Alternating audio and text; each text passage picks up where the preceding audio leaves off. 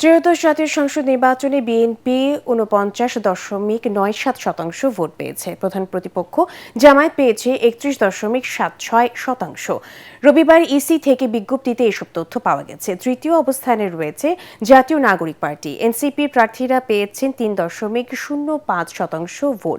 ৭টি আসনে বিজয়ী স্বতন্ত্র প্রার্থীদের ঘরে গেছে ৫.৭৯% সমর্থন। ইসলামী আন্দোলন বাংলাদেশ ২৫৭ আসনে প্রার্থী দিলেও ভোট পেয়েছে ২.৭০%।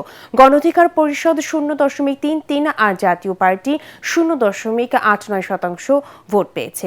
বিএনপি জোট ২১২ আসন পেয়ে সরকার গঠন করতে যাচ্ছে, আর ১১ দল পেয়েছে ৭৭টি আসন। মঙ্গলবার ত্রয়োদশ জাতীয় সংসদ নির্বাচনে বিজয়ীদের শপথ পড়াবেন প্রধান নির্বাচন কমিশনার।